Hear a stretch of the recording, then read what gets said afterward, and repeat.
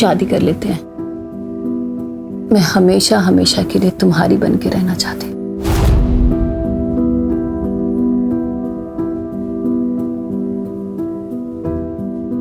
चल कर लेते हैं, पर तुम्हें आशीष को डिवोर्स देना होगा।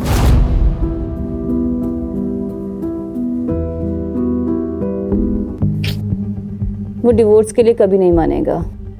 इसीलिए तो समझा रहा हूँ, जो चल रहा है उसे चलने दो। देखो मेरे पास अच्छी गाड़ी होती, अच्छा घर होता, अच्छी जॉब होती, तो तुम्हें आशीष के साथ रहने ही नहीं देता। मैं खुद ही बोल देता, लात मार के भगाओ इससे।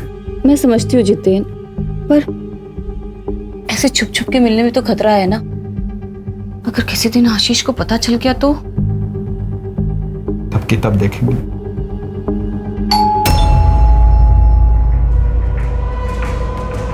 हे भगवान, वो आज इतनी जल्दी कैसे आ गए? तुम चुप हो जल्दी से।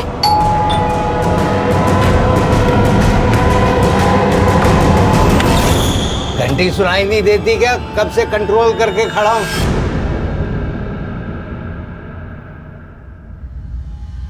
यहाँ टंकी फुल है मेरी, अभी खोलती नहीं तो यहीं टंकी खाली कर देता।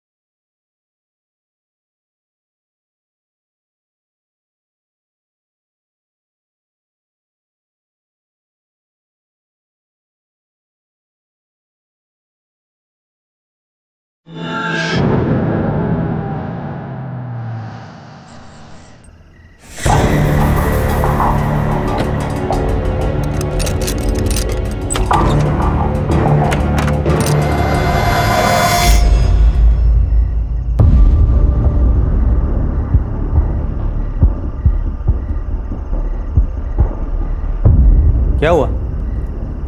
सब लोग ऐसे क्यों देख रहे हैं? मैं कोई चोर हूं क्या? हम कब से तुम्हारा इंतजार कर रहे हैं। 2 साल हो गए तुम्हें जॉब छोड़े हुए, अब तक तूने दूसरी जॉब भी नहीं पकड़ी।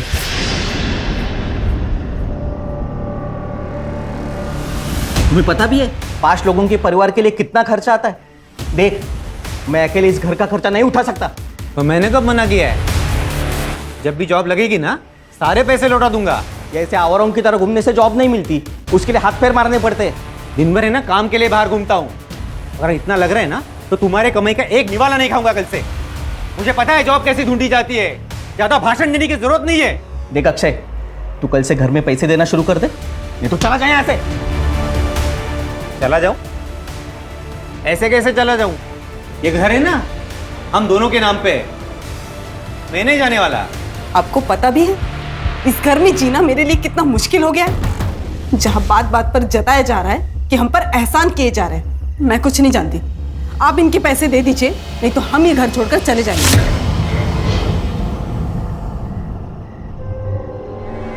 कोई कहीं नहीं जा रहा है। मेरे बेटे मेरे साथ एक ही छत के नीचे रहेंगे। हाँ तो पूछिए नहीं इससे, जॉब नहीं करता तो दिन भर कहाँ घूमता रहता है? दिन भर जहां भी रहता हूं ना, आपके लिए अच्छा ही है ना। मेरे हिस्से का 2 वक्त का खाने का पैसा बच जाता है। कैसी बात कर रहे देवर जी? अनुराग ने कब आपको घर में खाना खाने के लिए मना किया?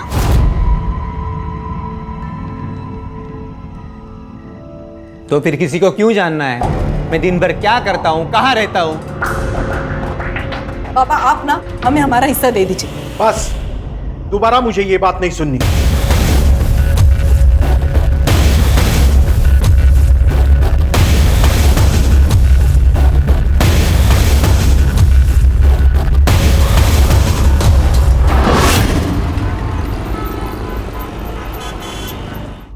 सुनिए, वो मुझे कुछ पैसे चाहिए थे, वो घर का थोड़ा सामान लेकर आना है। अभी 2 दिन पहले ही तो दिए थे 1000 रुपए।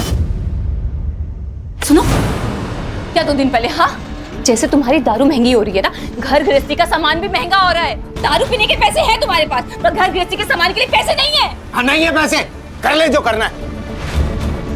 अरे, मैं तुम्हें जाने नहीं दूंगी। मुझे पैसे चाहिए, मतलब पैसे चाहिए। हाथ छोड़, हाथ छोड़। अरे सुनो,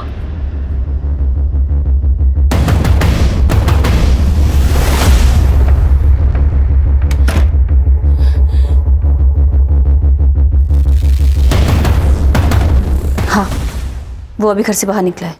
ठीक है।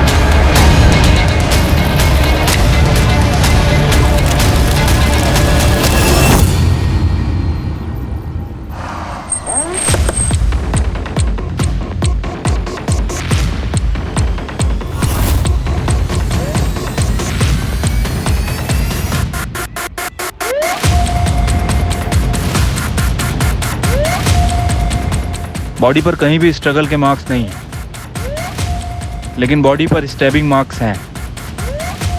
शायद मर्डर नहीं चाहता था कि कोई इसे पहचान सके।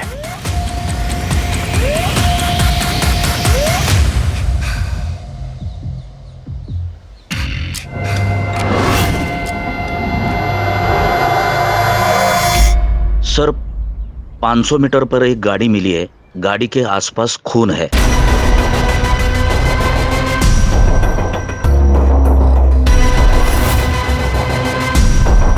सर, गाड़ी में कुछ नहीं मिला। आरटीओ ऐप से कंफर्म किया है कि ये गाड़ी आशीष खुराना के नाम पे है। आशीष खुराना? सर, आशीष खुराना की वाइफ सिमरन ने आज सुबह ही उनकी मिसिंग कंप्लेंट दर्ज करवाई थी। बॉडी के साथ में ये खून मैच करके देखो। सिमरन को बुला के आइडेंटिफिकेशन करवाओ, ये गाड़ी फॉरेंसिक में भेजो और आशीष का सीडीआर और कल रात की लोकेशन निकलवाओ। Yes sir.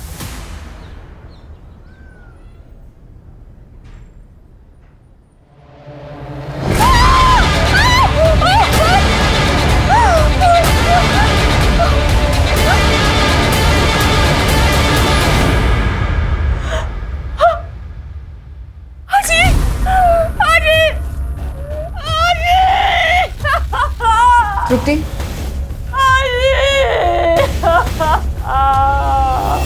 कल शाम को काम से लौटा तो थर्ड फ्लोर से चिकने चिल्लाने की आवाज़ आ रही थी। मैं समझ गया पुराना फैमिली फिर से झगड़ा कर रही थी। जाके देखा तो आशीष गुस्से से भाग गया। सर, इन दोनों का तो लगा ही रहता है। आशीष शराब पी के आता है और फिर दोनों मियाँ बीवी में झगड़ा होता है। लेकिन कमाल की बात तो ये है सर कि कभी दूसरे आदमी के साथ झगड़ा हुआ ही नहीं। कौन दूसरा आदमी? सर, एक आदमी है, जब आशीष घर पे नहीं होता है ना तब वो घर पर आता है। मैं उसे जानती नहीं हूँ, लेकिन हाँ, मैं उसे देखूंगी तो जरूर पहचान जाऊंगी।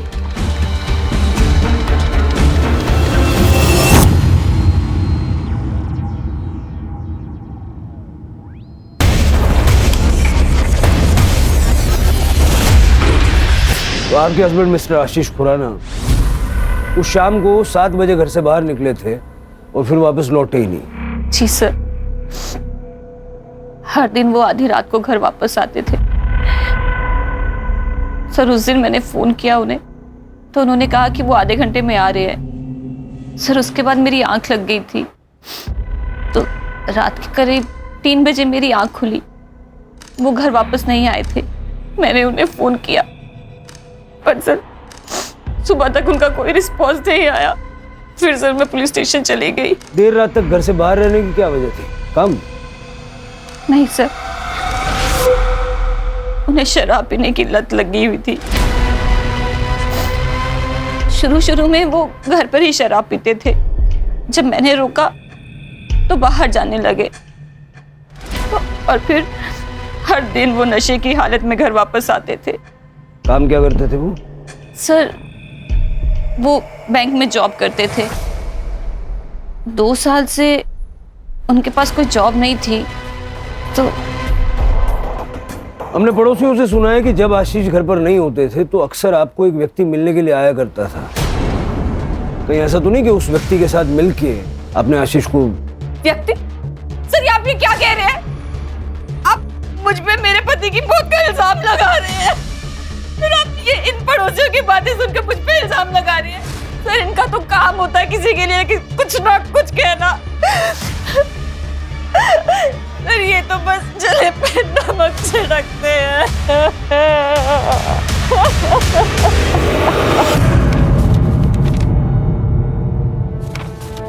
क्या इस आदमी को जानते हो?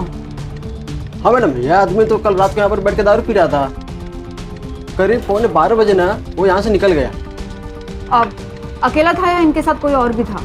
नहीं, अकेला था वो। मुझे सीसीटीवी फुटेज चेक करना है। ठीक है, कर सकते हो।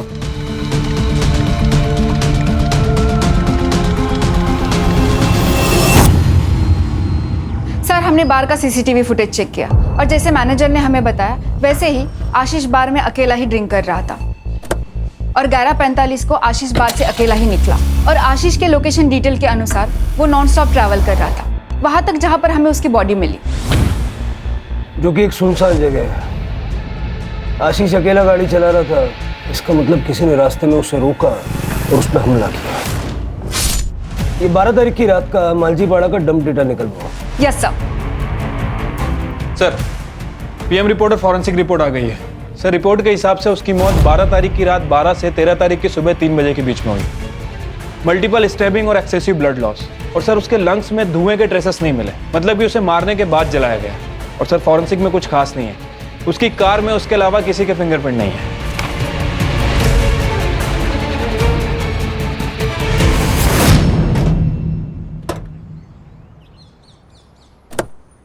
तू पहले मेरी बात सुन। मुझे कल शाम तक हर हाल में फैसला चाहिए। तू बस टाइम बोल, मैं पहुंच जाऊंगा। हाँ ठीक है।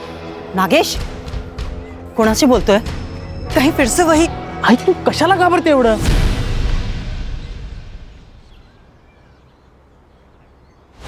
अरे दे, मैं सब पिक कर दूंगा। चल ठीक है, बाय।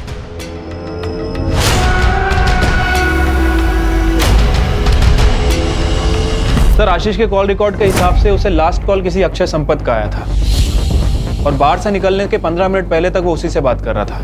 बार के सीसीटीवी फुटेज में भी दिखा है सर। अक्षय संपत? हाँ सर, और इसके कॉल रिकॉर्ड में किसी जितेन शाह का भी नंबर मिला और ये तीनों लगातार टच में थे। इनफैक्ट दिन में 2 से 3 बार बात भी किया करते थे। डंप डेटा का क्या हुआ? सर, आज शाम तक मिल जाएगा। सर, मैं जितेन और आशीष बरसों पुराने दोस्त थे। मुझे तो अभी भी यकीन नहीं हो रहा कि आशीष अब हमारे बीच नहीं है। 12 तारीख की रात को आप दोनों के बीच काफी बातें हुई थी फोन पे। क्या बात हुई थी? सर, जनरली ऐसे ही फ़ोन किया था, इधर उधर की बातें की और रख दिया। उस वक्त तुम कहाँ थे? मैं घर पे ही था।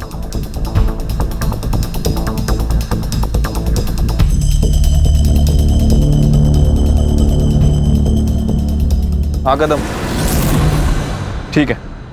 सर, ये जितेन के पेरेंट्स का कहना है कि 13 अक्टूबर को वो सूरत गया था काम के सिलसिले में। मर्डर के नेक्स्ट डे बाहर चला गया। उसको फोन करके बुलवाओ और ये अक्षय की स्टोरी चेक करो।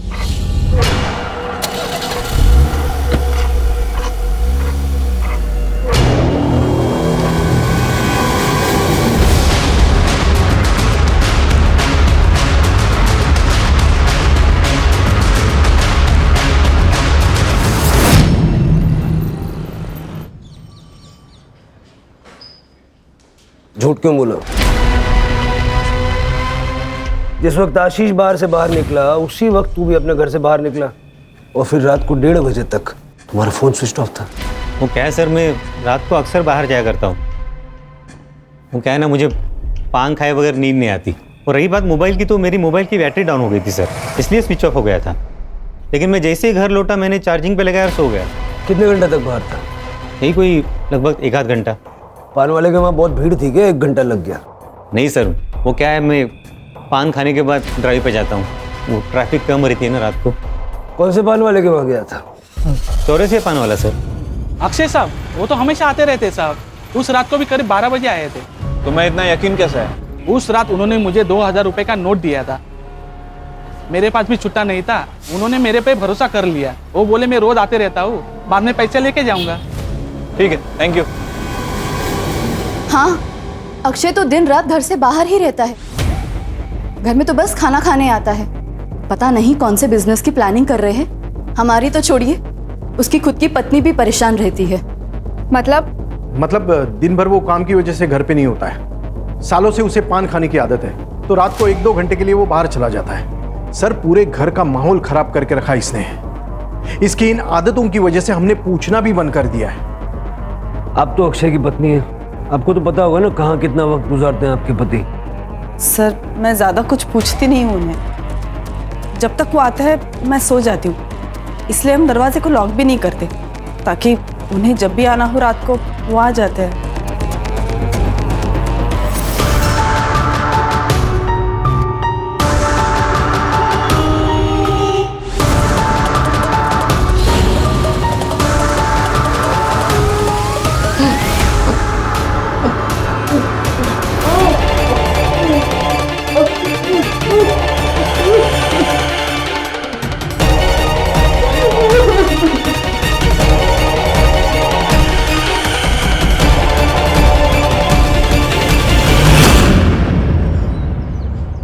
अगर अक्षय ने आशीष को नहीं मारा है तो फिर कौन हो सकता है?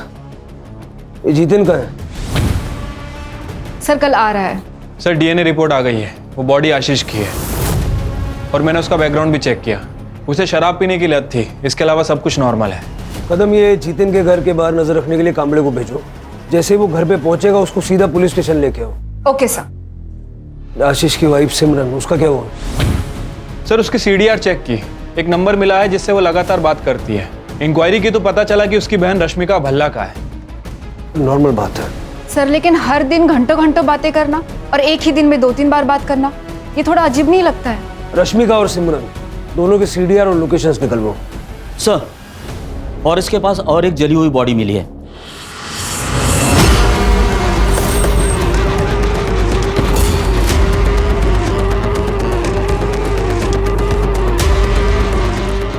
बगा जरा। सर,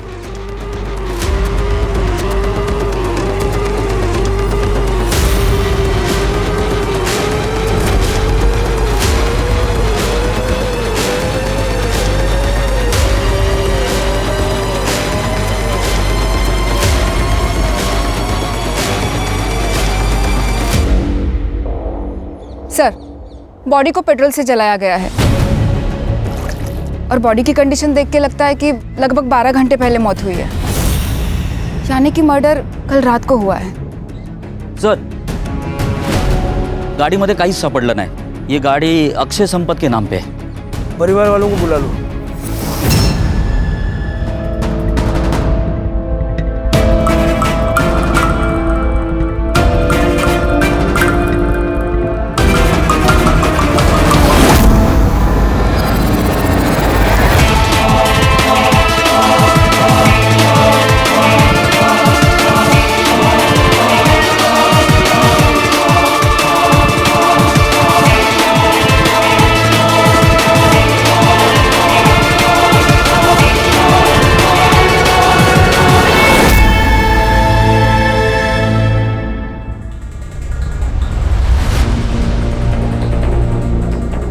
हमें बॉडी पर से ये वॉलेट, कपड़े और ये घड़ी मिली है।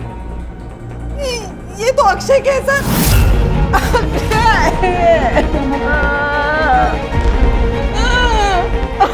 हमें आप लोगों का डीएनए टेस्ट करना पड़ेगा ताकि पता चल सके कि अक्षय की ही बॉडी है।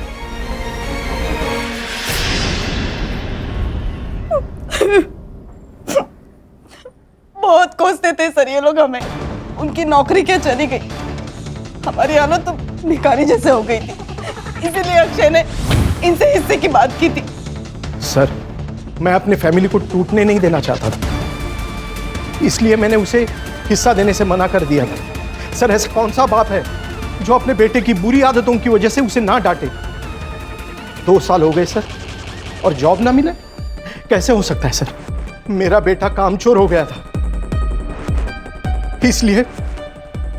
इसलिए मैं उसे सही रास्ता दिखाना चाहता था। घर तुम्हारी इनकम से चल रहा था तो घर में भी तुम्हारी चलती होगी। बिल्कुल नहीं सर, भाई था वो मेरा। और सर कभी कभी समझाने के लिए सख्त रवैया अपनाना पड़ता है, और वैसे हम लोग सब प्यार से ही समझा रहे थे उसको सर।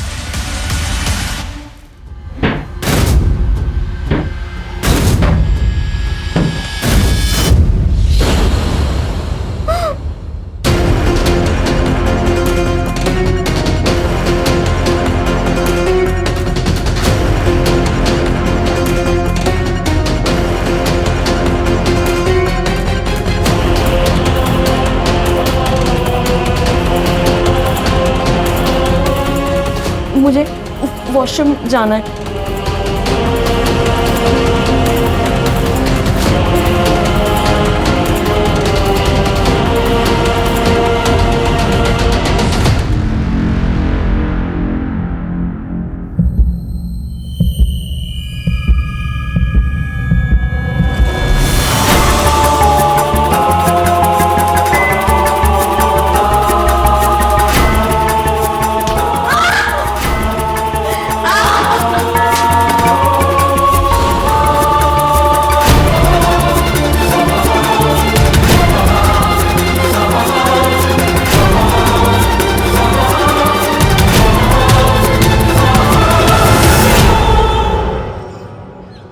पहले आशीष और अब अक्षय, दो दोस्तों की मौत हुई है। ये इत्तेफाक है या सोची समझी साजिश? दोनों मर्डर्स के बीच में कोई कनेक्शन नजर आ रहा है? नहीं सर। सिवाय इसके कि दोनों दोस्त थे और दोनों को मारने का तरीका सेम है। कुछ तो है जो हमें सतह पे नजर नहीं आ रहा, कुछ ऐसा जो इन दोनों के या तीनों के पास से जुड़ा हुआ है। सर, जितेन आ गया। क्या? अक्षय नहीं रहा? उसका मर्डर हुआ है उसी तरह जैसे आशीष का हुआ। जब ये सब हुआ तुम कहां थे? सर, डायमंड के बिजनेस में हाथ आजमाना चाहता था। सूरत गया था अपने कजिन के पास, उसका डायमंड पॉलिशिंग का काम है। तुम्हारे अक्षय और आशीष के बीच में रिश्ते कैसे थे? तीनों गहरे दोस्त थे सर, एक दूसरे के बहुत करीब। लेकिन अब तो मैं अकेला।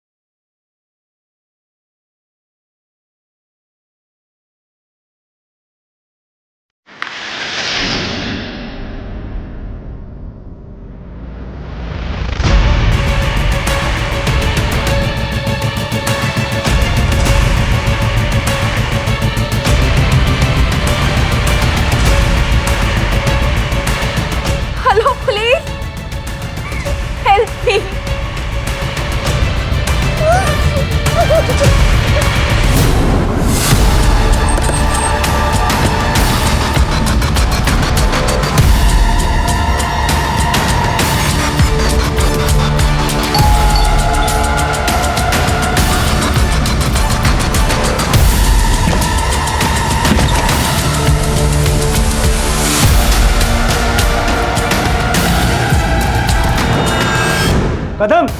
Yes sir.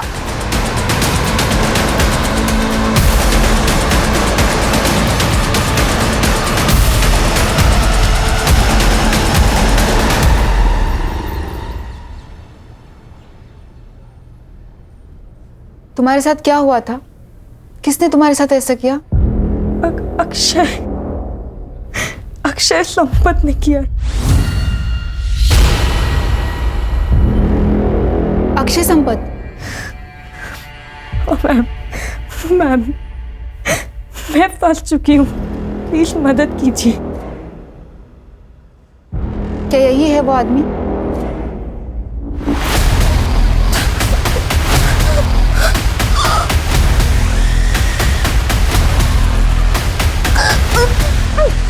सर प्लीज आप बाहर जाइए।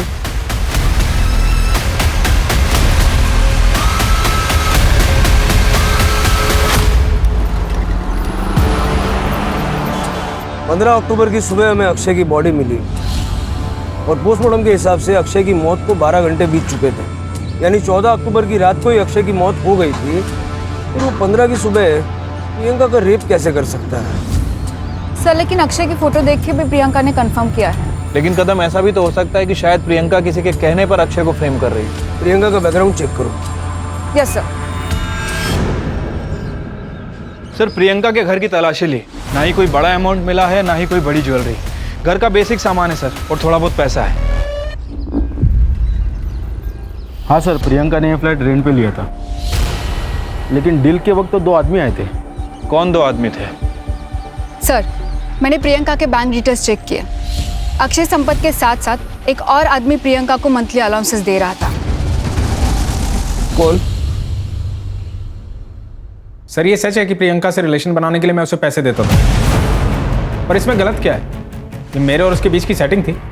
सही गलत के बारे में तो मैंने पूछा ही नहीं, मैंने सिर्फ इतना पूछा कि ये सच है या नहीं। आशीष का क्या? आशीष का इस मैटर से कोई लेना देना नहीं था। प्रियंका वाले मामले में मैं और अक्षय इन्वॉल्व थे। प्रियंका ने कहा कि 15 अक्टूबर की सुबह अक्षय ने उसका रेप किया।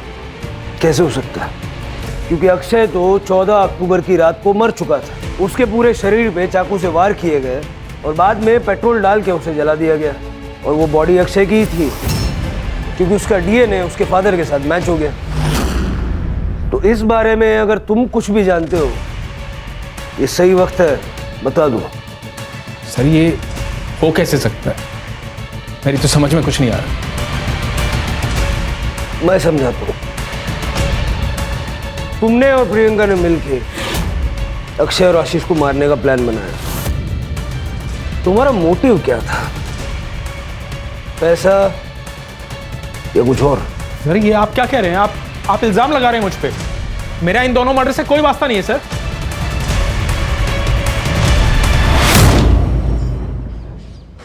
सर आशीष, जितेन और अक्षय हैं। इन तीनों की दोस्ती के अलावा एक और कनेक्शन है इन तीनों से रिलेटेड। सर 3 साल पहले इन तीनों को एक बड़े स्कैम के चक्कर में पकड़ा था, लेकिन सबूत ना होने की वजह से इन्हें छोड़ दिया गया। मैंने उस केस के इन्वेस्टिगेशन ऑफिसर नचिकेत परब को बुलाया है। सर मैंने आशीष और अक्षय के मर्डर के बारे में पढ़ा। 3 साल पहले आशीष, अक्षय और जितेन इन तीनों ने मिलकर मुंबई के बैंक में फ्रॉड किया था, जिसकी इन्वेस्टिगेशन मैं कर रहा था। क्या किया था? सर दरअसल आशीष, अक्षय और जितेन तीनों लोन डिपार्टमेंट में काम करते थे। 3 साल पहले गवर्नमेंट ने गरीब लोगों के लिए एक स्कीम लाई थी, जिससे वो गरीब लोगों को 50,000 रुपये का लोन दे रही थी।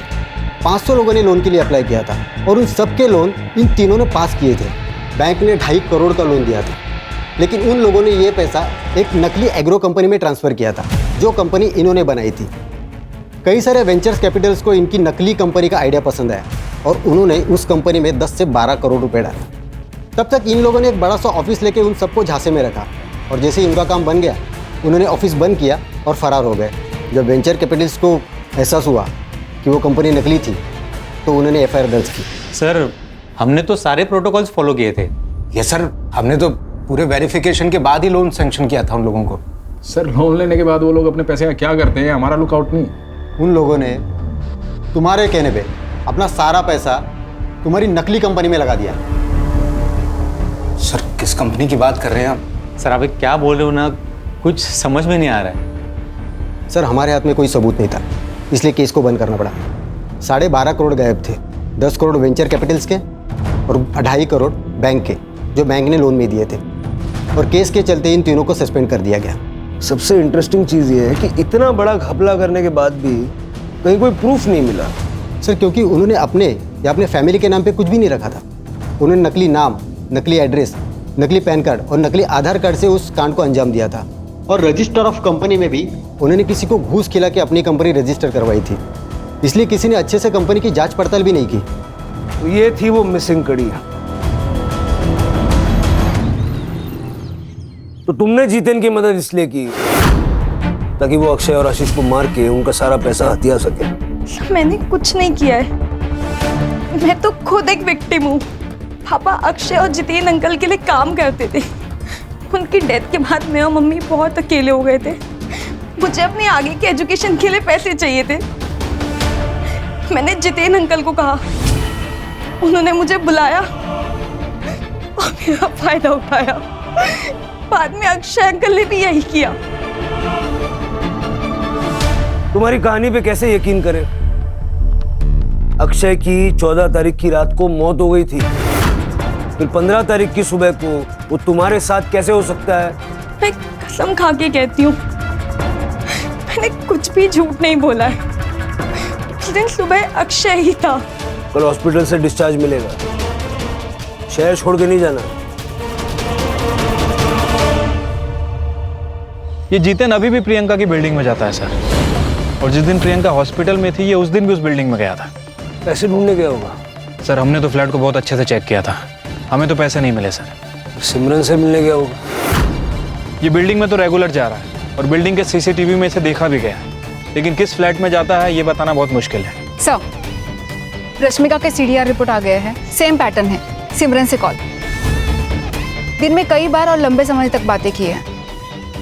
ये रश्मिका रहती का? सर, आपकी बहन का और आपका रजिस्टर्ड एड्रेस सेम कैसे हो सकता है? वो आपके साथ रहती है? नहीं सर, मैंने मेरी बहन के नाम से एक सिम खरीदा था। पिछले साल तक वो यहीं रहती थी, फिर उसकी शादी हो गई और वो US चली गई। वो नंबर आप कौन यूज करता है? जितेन। सर जितेन और मैं एक दूसरे से प्यार करते हैं। आशीष को पता ना चले इसलिए जितेन वो नंबर यूज करता था। ये जितेन का और आपका रिश्ता कब से चल रहा है? 2 साल से सर। जब भी आशीष बाहर जाता था तो मैं जितेन को घर बुला लेती थी। इसीलिए आपने और जितेन ने कोर्ट में शादी के लिए रजिस्टर किया है? सर मेरी और आशीष की शादी तो 6 महीने में ख़त्म हो गई थी। आशीष को मेरे साथ रहने में कोई इंटरेस्ट नहीं था। उसकी शराब पीने की लत, रोज़ की लड़ाई, सर मैं थक चुकी थी। और इसी दौरान मुझे जितेन मिला और मैं जितेन से अट्रैक्ट हो गई। और इसीलिए आप दोनों ने मिलकर उसे रास्ते से हटा दिया ताकि आप दोनों आसानी से शादी कर सकें। नहीं सर, नहीं।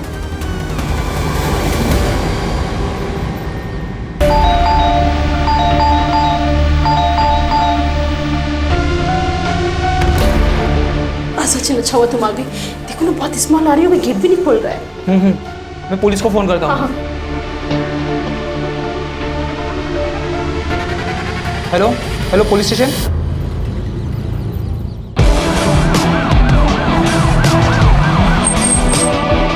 अरे चला बाजू लगा बैठकर। सर ये मकान मालिक है, इन्होंने फ़ोन करके मुझे बुलाया था। दरवाजे के अंदर से बदबू आ रही थी सर, हम आपके आने का इंतजार कर रहे थे इसलिए हमने दरवाज़ा नहीं खोला। एक चाबी होगी ना आपके पास? खोल दे।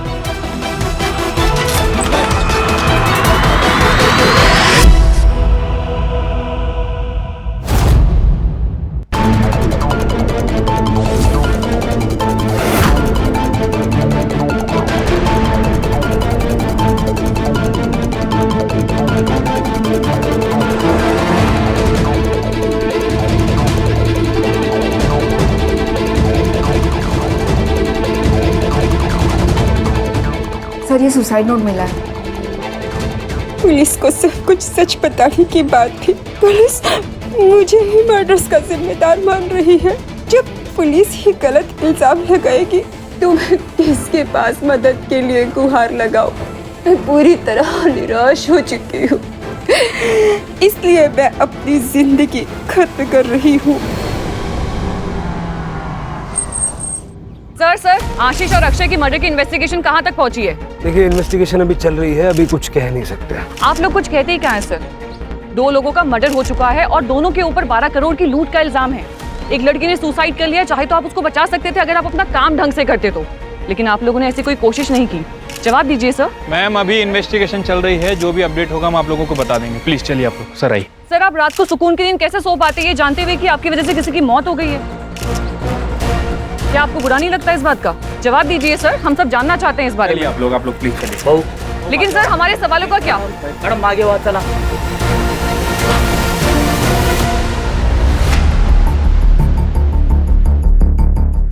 हो सकता है कि जीतेन और सिमरन ये दोनों इन्वेस्टिगेशन को भटकाने के लिए प्रियंका को मार के ये सुसाइड का नाटक रच रहे हैं। और अगर प्रियंका ने वाकई में सुसाइड किया है तो पोस्टमार्टम रिपोर्ट में क्लियर हो जाएगा। प्रियंका ने कहा कि अक्षय संपत ने उसका रेप किया, जबकि अक्षय तो एक दिन पहले ही मर चुका था। प्रियंका सच बोल रही थी। सर कसम से हमारे दिमाग में कभी ये ख्याल नहीं आया, और जिस रात आशीष का मर्डर हुआ उस रात 3 बजे तक मैं सिमरन के साथ था। कहानी बहुत अच्छी है, बहुत बढ़िया, लेकिन इस कहानी में ट्विस्ट है। 2 को-कॉन्स्पिरेटर्स की गवाही तो चलेगी नहीं। आशीष को मारा पैसों के लिए और प्रियंका को मारा हमारा ध्यान भटकाने के लिए। सर ये आप बार बार क्यों कह रहे हैं? जो मैंने किया ही नहीं उसको क्यों बुलवाना चाह रहे हैं आप मुझसे? सर ये गोविंद संपत परिवार की हिस्ट्री चेक की है, पता चला है कि गोविंद की गीता नाम की भाभी है। ये गोविंद गीता को कुछ पैसे भी ट्रांसफर किया करता था, और गीता का एक बेटा भी है, नागेश नाम है उसका। और गीता ने पनवेल पुलिस स्टेशन में उसकी मिसिंग कंप्लेंट भी कराई है। 14 तारीख से गायब है, 14 अक्टूबर से।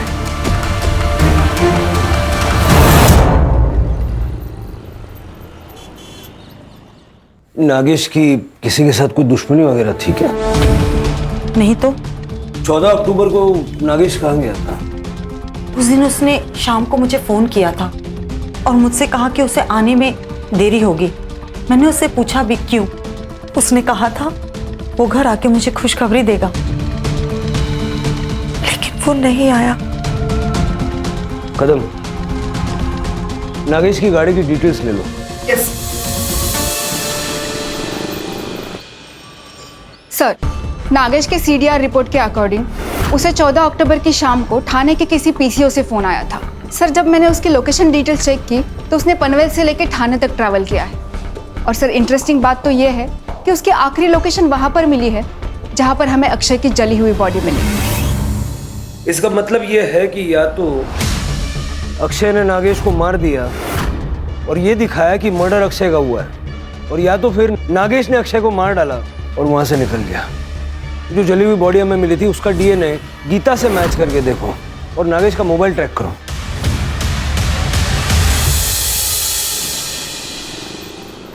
सर, ये नागेश का फोन थोड़ी देर पहले पुणे में ऑन हुआ था, लेकिन स्विच ऑफ हो गया। सिम कार्ड डीलर को ट्रेस। सर,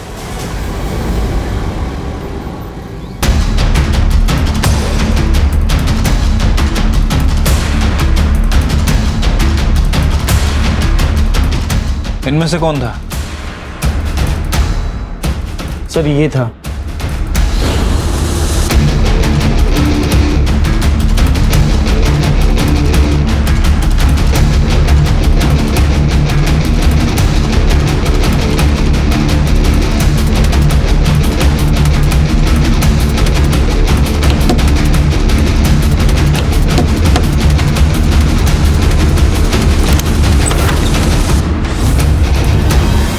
मैं संपत परिवार के पड़ोस में ही रहती थी।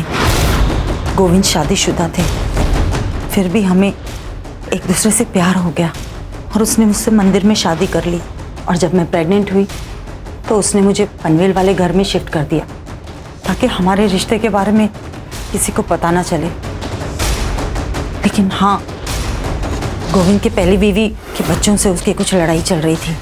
प्रॉपर्टी और पैसे के हिस्से को लेकर गोविंद नागेश को हिस्सा देना चाहता था, लेकिन अक्षय और अनुराग को मंजूर नहीं था, इसलिए कई बार उन लोगों में झगड़ा हुआ।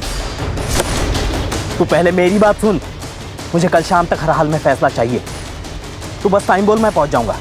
और किसी से उसकी कोई लड़ाई नहीं थी।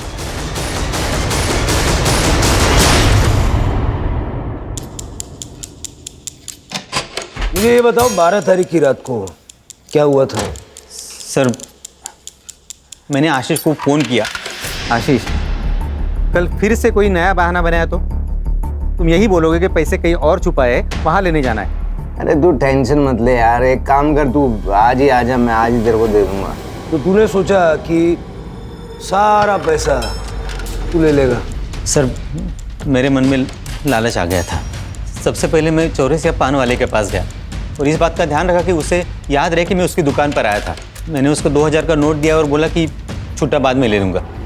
उसके बाद मैं उस रास्ते पर निकल गया जहाँ से आशीष गुजरने वाला था। पीछे आशीष की गाड़ी आई, मैं उसका पीछा करने लगा।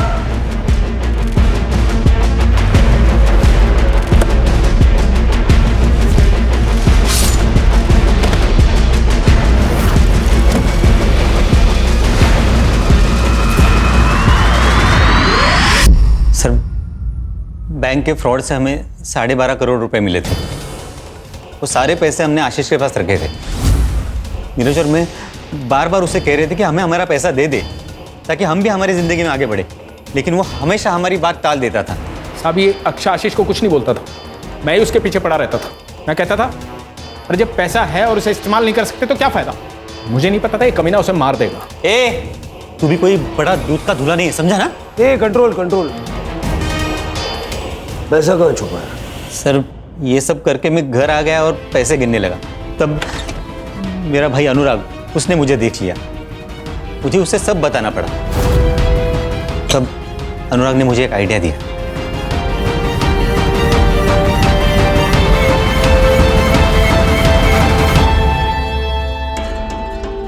देखिए आशीष के मर्डर केस में ना चांसेस है कि पुलिस तुझ पे शक करे, क्योंकि उसे लास्ट कॉल तूने किया है, और ये भी हो सकता है कि वो जो पान वाला है वो तुझे याद नहीं रखे। तो फिर अभी क्या करना चाहिए? देख भाई, तुझे मरना होगा। क्या? अरे मतलब तेरे नाम पे किसी और को मरना होगा। लेकिन ऐसा है कौन? तो तुम दोनों ने मिलके नागेश को मारने का प्लान बनाया ताकि नागेश का और गोविंद का डीएनए आसानी से आपस में मैच हो जाए और ये प्रूव हो जाए कि मरने वाला तू है। सर नागेश ने पहले से ही प्रॉपर्टी के हिस्से को लेकर हमारे नाक में दम कर रखा था, तो हमने सोचा कि एक ही तीर में दो शिकार हो जाएंगे।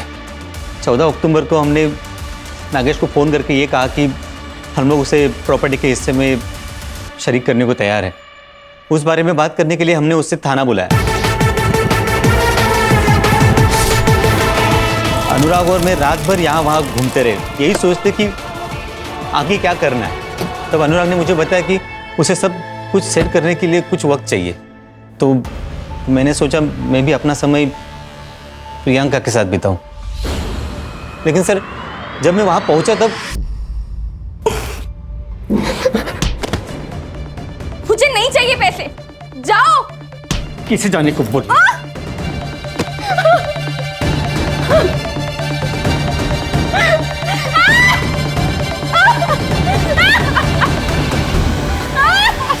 तब तक अनुराग ने पुणे में मेरे लिए टैक्सी ड्राइवर के जॉब का इंतज़ाम करके रखा था। तो मैं प्रियंका को उसी हालत में छोड़कर पुणे चला गया। वहाँ जाकर मैंने नागेश की गाड़ी बेच दी और नकली आधार कार्ड बनवाए। चार्जशीट बनाओ और वो अनुराग को ढूंढ के ले आओ। चलो।